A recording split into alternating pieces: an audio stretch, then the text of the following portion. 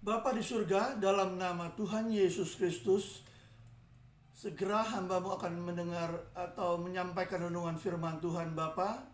Urapi hamba-Mu dengan urapan Roh Kudus-Mu, sehingga setiap firman Tuhan yang diberitakan boleh mendatangkan berkat dan bermanfaat bagi pertumbuhan rohani setiap pendengar YouTuber.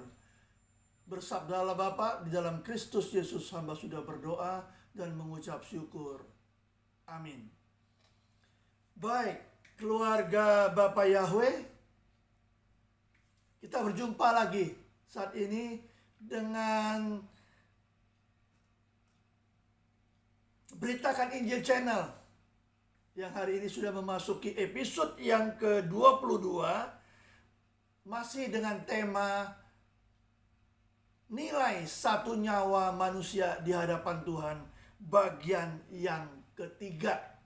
Nah, pada bagian yang ketiga ini, kekasih Tuhan, kita akan banyak diberkati melalui kebenaran firman Tuhan bahwa satu nyawa di hadapan Tuhan itu sudah tidak ternilai, sudah tidak terhingga, ya, di hadapan Tuhan, sangat berarti. Oleh sebab itu, marilah kita akan membaca renungan firman Tuhan terdapat di dalam Injil Matius 16 ayat yang ke-26. Tolong pendengar simak, ya. Ayat yang akan kita baca ini dahsyat, ini ayat, ya, sangat luar biasa. Saya sangat menyukai satu ayat ini karena kata-kata atau kalimat-kalimatnya itu sungguh sangat menggetarkan hati kita dan sangat mempunyai nilai yang luar biasa bagi kita semua. Mari kita akan membacanya. Matius 16 ayat yang ke-26. Apa gunanya seorang memperoleh seluruh dunia tetapi kehilangan nyawanya? Dan apakah yang dapat diberikannya sebagai ganti nyawanya? Mari kita akan bedah ini ayat, ya, supaya kita mengerti bahwa jiwa kita sangat berharga dan tidak ternilai di hadapan Tuhan kita Yesus Kristus. Apa gunanya seorang? Nah, seorang ini tolong pendengar ganti nanti dengan nama saudara dan saudari, bapak atau ibu, ya. Ganti siapa aja. Contoh ini, saya memberi contoh, seorang ini Thomas, ya, saya biasa memakai kata Thomas, ya. Apa gunanya Thomas memperoleh seluruh dunia? Nah, kita akan jelaskan dulu memperoleh seluruh dunia. Jadi seluruh dunia bisa berbicara tentang apa yang ada di dalam dunia itu. Isinya, isi dari dunia ini, seluruh dunia ini, ya. Ya, bisa juga kita pakai harta, ya. Kekayaan, ya, kekayaan dari dunia ini, seluruh dunia ini, dan kenikmatan dari seluruh dunia ini. Jadi apa gunanya Thomas memperoleh seluruh dunia? Nah, pendengar YouTuber, kalau kita berbicara tentang isi dunia ini atau kekayaan dunia atau harta dunia ini, seorang ilmuwan pernah, ya, memprediksi atau, ya, dia dengan ilmuwan-ilmuwan yang lain, dengan teman-temannya, dengan tim-timnya, coba untuk memprediksi berapa atau kekayaan harta isi daripada dunia ini, ya. Tapi saya katakan itu, ya, dia bisa saja, ya, dengan ilmu yang dia dapatkannya untuk memprediksi. Tapi saya katakan itu cuman hanya kan prediksi yang tidak ada ininya, tidak ada kebenaran 100%-nya, ya, pasti meleset, ya. Karena dunia ini sudah tidak dapat dinilai nilai lagi berapa isinya, hartanya, kekayaannya. Udah nggak bisa. Salah satu Indonesia saja. Wah, Indonesia sangat kaya, ya tentunya ya, dengan kekayaan alamnya, ya, kekayaan bumi dan kekayaan sumber-sumbernya, ya, sumber mineralnya, sumber tambang emas dan sekalian-sekaliannya sudah tidak dapat ternilai lagi, apalagi dunia ini, ya. Tetapi Tuhan berfirman di sini, apa gunanya, ya, satu orang itu, siapa saja dia memperoleh seluruh dunia itu, isinya, hartanya, kekayaannya, tetapi kehilangan nyawanya. Kehilangan nyawanya berarti binasa. Ya. Jadi firman ini mengajarkan kepada kita bahwa kalau kita memperoleh harta, isi, kekayaan daripada seluruh dunia ini, ya, kita memperolehnya, kita memilikinya, kita mendapatkannya. Tetapi kalau jiwa kita binasa, nggak ada gunanya, percuma. Ya. Ini mengajarkan kepada kita pendengar bahwa nyawa atau roh manusia itu adalah milik penciptanya, Tuhan Yesus. Ya, di Kejadian 2 ayat 7 itu dijelaskan bahwa Tuhan menghembuskan napas kehidupan kepada manusia. Ya. Tetapi kita perlu ketahui juga di Yohanes 3 ayat 16c, barang siapa percaya kepada Tuhan Yesus, dia tidak binasa. Tetapi barang siapa tidak percaya kepada Tuhan Yesus, dia binasa. Jadi kalau dia memperoleh isi harta kekayaan seluruh dunia ini yang sudah tidak ternilai harganya, dia binasa, apa gunanya? Ya. Nah, di sini juga mengajarkan kepada kita acap kali manusia, ya, siapalah dia di dalam Kristus maupun di luar Kristus, ya, mengejar, mencari harta dunia, ya, dengan alasan untuk menafkahi hidup. Tetapi banting tulang siang malam, dia mendapatkan harta itu. Mungkin kekayaan setiap orang kan berlainan. Ada yang mungkin sudah miliaran, triliunan, ya, puluhan triliun, ratusan triliun. Oke saja, ya, Anda bisa mendapatkan itu semuanya. Tetapi kalau Anda mendapatkan itu, jiwamu binasa, apa gunanya? Kata firman Tuhan. Ya, jadi ayat ini selalu memberikan peringatan, memberikan nasihat kepada kita. Apa yang kita dapatkan, kita peroleh di dunia ini, semuanya akan membawa kepada kebinasaan. Nggak ada gunanya.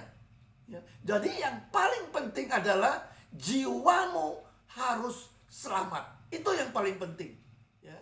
Jadi jawabannya atau kunci ya adalah supaya jiwa kita jangan sampai binasa. Ya. Nah, itu jawabannya di mana? Di Yohanes 3 ayat 16 tadi. Percaya kepada Tuhan Yesus tidak binasa. Ini yang paling penting yang harus kita cari atau kita kejar dalam kehidupan kita. Dalam arti kata mencari Yesus, ya. Datang kepadanya, minta ampun, bertobat. Keselamatan kita dapatkan dan kita mengiring dia, beriman kepadanya, percaya kepadanya, dan menjadi pelaku-pelaku firman-Nya. Ya. Pastikan kita dapat selamat dan tidak binasa. Ya, jadi ini yang penting itu di sini, bukan harta kekayaan dunia ini, ya. Karena apakah yang dapat diberikannya sebagai ganti nyawanya? Ya, jadi apa yang kita dapat di dunia ini, ya, harta kita sudah melimpah, ya, mungkin juga sudah tidak ternilai lagi, ya. Tetapi nggak bisa harta yang kita dapatkan itu untuk menggantikan nyawa kita, ya. Karena nyawa ini perlu diselamatkan.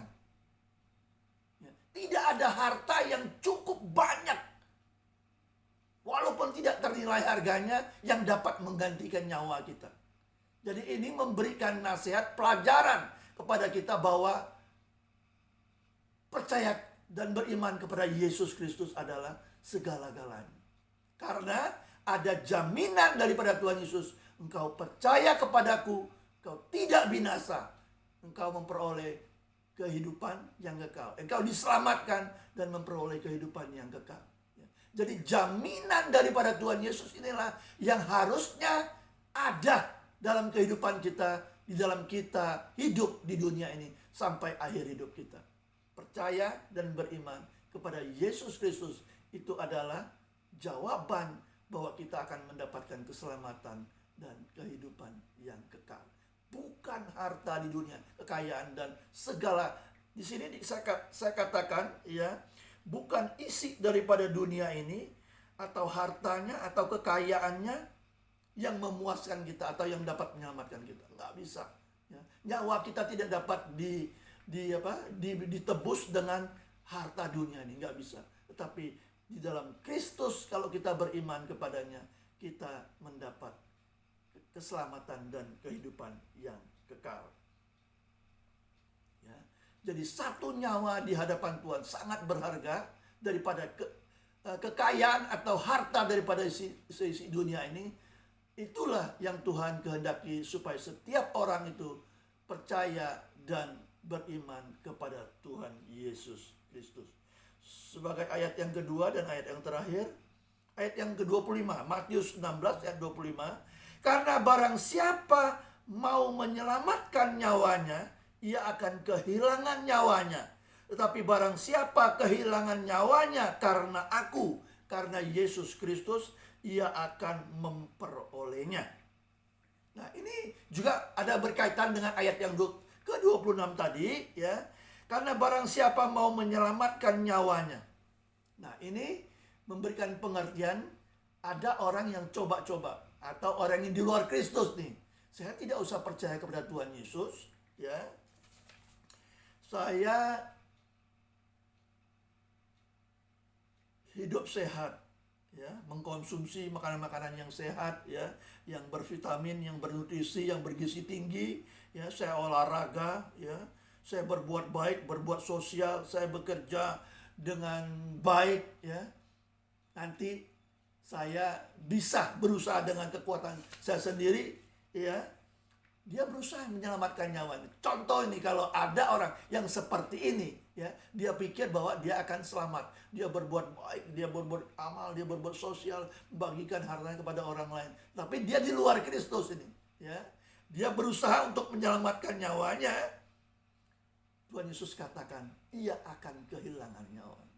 Nah, ini memberikan pengertian kepada kita bahwa di luar Yesus Kristus kita tidak dapat menyelamatkan nyawa kita dengan hal apapun. Dengan berbuat baik, berbuat sosial, berbuat amal, dan lain sebagainya. Ya, di luar Kristus Yesus kita tidak dapat menyelamatkan nyawa kita sendiri. Yang dapat menyelamatkan nyawa manusia atau jiwa manusia adalah pemberi kehidupan atau roh kehidupan itu sendiri, yaitu Yesus Kristus Tuhan itu sendiri. Di luar dia tidak ada keselamatan dan kehidupan yang kekal. Ya, jadi tidak bisa seseorang itu mau menyelamatkan nyawanya sendiri. Nggak bisa. Ia akan kehilangan nyawanya, kata Tuhan Yesus sendiri. Ya. Tetapi barang siapa kehilangan nyawanya karena aku, ya, ia akan memperolehnya. Nah, ini berbicara tentang para pengikut Tuhan Yesus. Ya. Mereka tidak menyayangkan nyawanya, ya, karena Kristus. Ya. Ya, di sini barang siapa yang tidak menyayangkan, ya, nyawanya karena Kristus, ya, ia akan memperolehnya. Ini berbicara, ya, tentang martir-martir Kristus ini.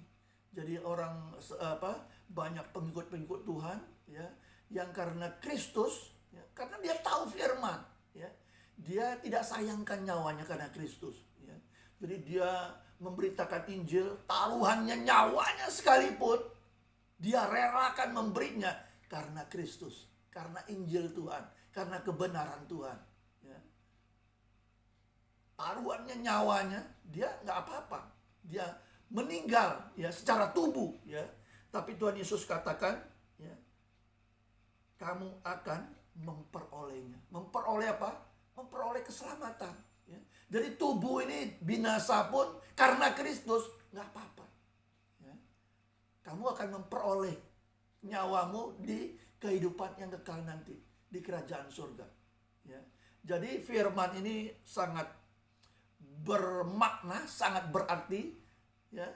Kalau pendengar punya waktu baca berulang-ulang 2 ayat ini, Matius 16 ayat 26 dan 25 ini, supaya ya Anda mengerti ya, bahwa keselamatan itu hanya ada di dalam Kristus Yesus, bahwa seorang yang kehilangan nyawanya karena Kristus pun tidak apa-apa, dia akan dapat memperolehnya di kerajaan kekal nanti, itu di kerajaan surga.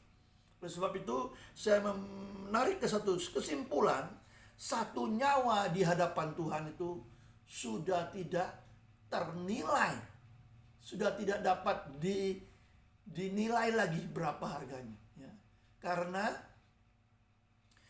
kekayaan atau isi atau harta dunia ini pun seluruhnya yang sudah tidak ternilai itu tidak ada arti-artinya di hadapan Tuhan demi bernilainya satu nyawa di hadapan Tuhan Yesus sendiri.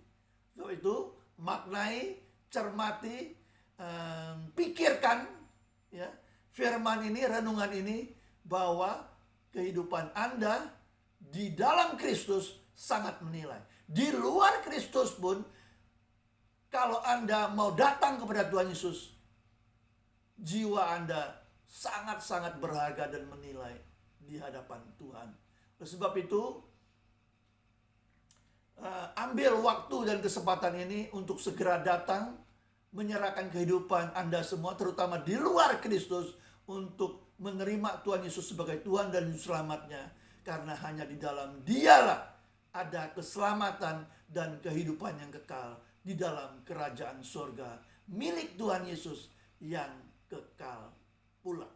Bapa di surga, di dalam Kristus Yesus, kami mengucap syukur Bapa, di mana hamba-Mu sudah menerangkan atau memberikan pelajaran tentang firman Tuhan, bahwa tidak ada gunanya setiap orang, apalagi di luar Kristus, yang memiliki kekayaan seisi dunia ini dalam kehidupan dagingnya, kalau dia tidak memiliki Kristus, dia rugi. Karena harta kekayaan isi dunia ini tidak dapat ya, menggantikan nyawanya yang binasa tersebut.